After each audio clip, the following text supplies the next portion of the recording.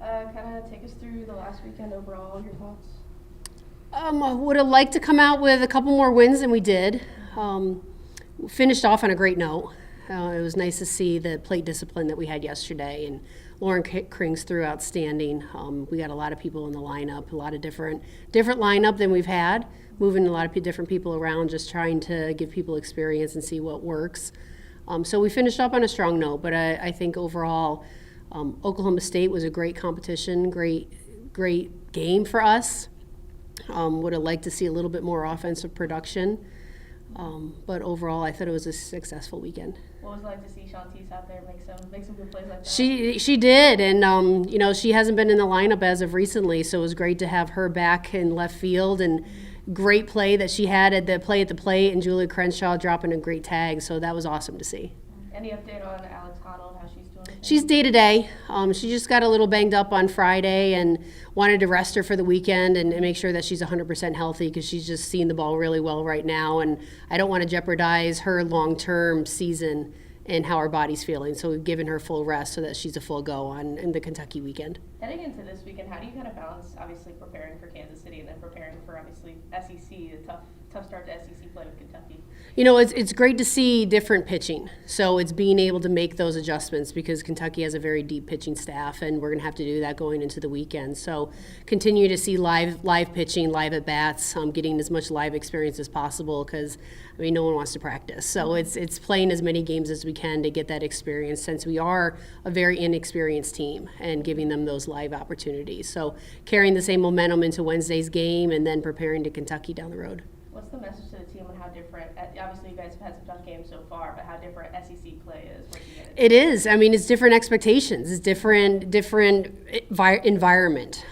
It's going to be a great crowd. I know it's going to be exciting and electric, but there's a different momentum at stake.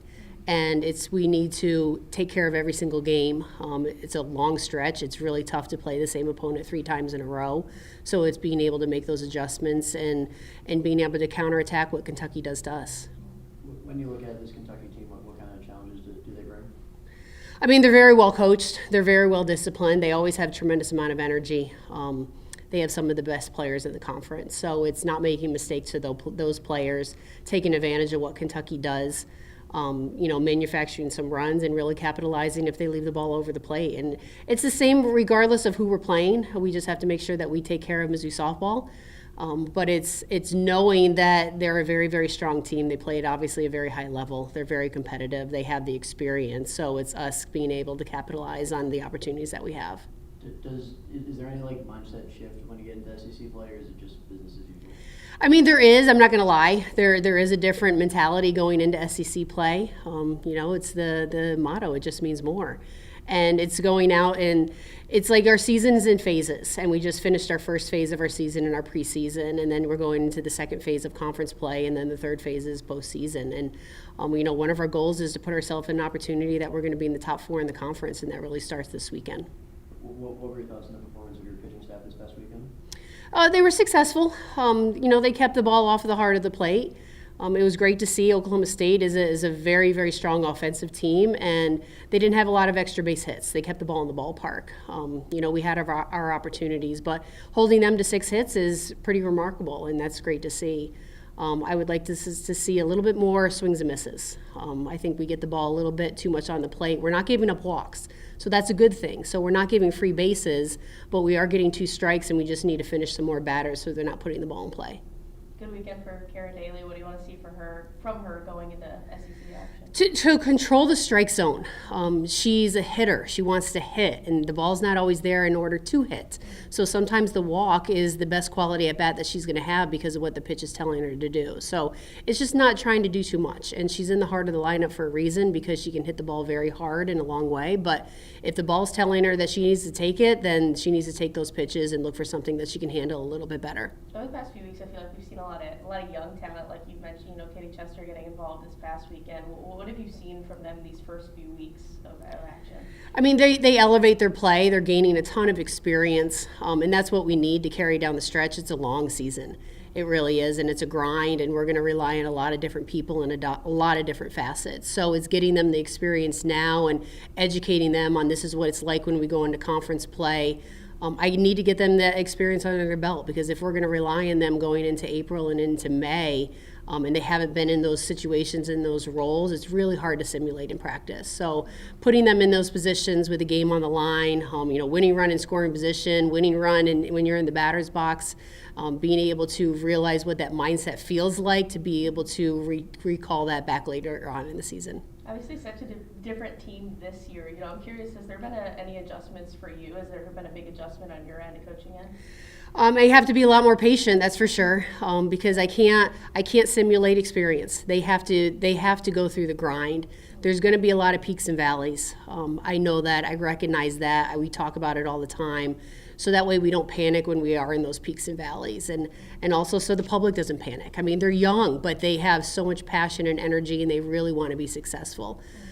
So it's letting them go through those ups and downs throughout the season, but realize that they're giving everything they have. They're concentrating. They're committed to this program. They're committed to the game. And we just have to continue to ride those waves. Can you talk a little more about Julia Crenshaw? She was a catcher yesterday. She's pretty versatile. She's extremely athletic, unbelievably athletic. And she was a highly touted shortstop coming in here, and she's worked really hard at second base, and then getting her behind the plate. And I made those adjustments to try to get a little bit more offensive production. We didn't have Alex Honnold in the lineup yesterday, so putting Crenshaw behind the plate allowed me to add a couple more people with Chester in the lineup, because she's been seeing the ball really well, giving Vanessa Hollingsworth a couple more at-bats to try to get a little bit more offensive production. And I thought Crenshaw did an awesome job behind the plate. And it's good for her to learn the game within the game from a different aspect. Yeah, and I know a couple weeks ago we were talking about how you were looking for a catcher who could be reliable behind the plate and at the plate when they're batting. Like, have you found that yet? Are you still working on it? No, it's day to day. It really is. And I think our lineup is going to be adjusting throughout the entire season. I mean, we're really strong 1 and 2 and 3 with Laird, Honnold, and Crenshaw. And then it's just finding those pieces on who's seeing the ball really well at that time. Because again, we're inexperienced, so everyone's going to get hot and cold at different times, and it's just paying attention to how they're seeing the ball, how their at-bats are, to be able to maximize what they're doing at that time. Yeah, and Maddie Snyder is obviously showing up, continuing to show up. Can you talk about her some more? She is. I mean, she's right now such a great 9-hole hitter, and that's great to turn the lineup over to the top of the lineup. She's been very, very calm, not trying to do too much, and she's really come through in a lot of clutch RBI situations, which is great to see because we definitely need her. What do you look for in that 9-hole position? Turn the lineup over. Get on base any way you possibly can. And there's a lot of less pressure at the 9-hole. Could I move her up at the top? Probably. But I want to get her some confidence down at the bottom of the lineup and not try to do too much and just get on base any way possible. She just had some clutch RBIs and some at-bats and driving in some runs for us, which is an added bonus in the 9-hole. When you have a young team like this, do you feel any added, not maybe pressure, but pressure to win that first SEC series and kind of get that confidence under their belt moving forward? I mean, there's always pressure. I mean, you feel that in your first win, and once you get that first win underneath your belt, it's like you can relax a little bit. And then you can kind of just play the game. I mean, we always want to go out and we want to win every SEC series. And getting that first win, it's the same feeling because you never ever want to go in and go weekend after weekend. But at the same time, this conference is so unbelievably tough. And there's no guarantee wins in this conference. So we just have to go out and we have to focus on that first game and do everything we possibly can in order to be successful and then carry that hopefully into game 2 and game 3. How good does it feel it's finally here? I saw them getting the stadium ready this morning. How good does it feel? It's great. I mean, it's outstanding, and I'm so glad that we're opening up at home for our fans. I mean, we haven't been home all month. We've been on the road, and we've had a tremendous following on the road. We probably had more Mizzou fans at Tulsa than Tulsa had in their own ballpark. So that's great to see, and for this community to be able to come back and watch some games in our Mizzou softball stadium is going to be pretty exciting. We have some new additions. We got a new outfield padding up on the wall, so that's going to be real exciting to see. So I'm excited to be out there. In addition to a lot of new players, you obviously got the new hitting coach, I'm sorry if I mispronounced this, Coach Cottrell. What has he brought to the table so far? Consistency and experience. I mean, he's competed in 3 World Series. So when he's communicating to the players on what they need to do in order to go to the next level, he knows. He's been there. He's done that.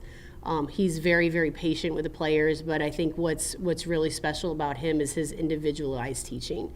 It's not a cookie cut, this is what every single Mizzou softball player has to do. This is what Jenna Laird needs to do in order to be successful. This is what Alex Honnold needs to do to be successful.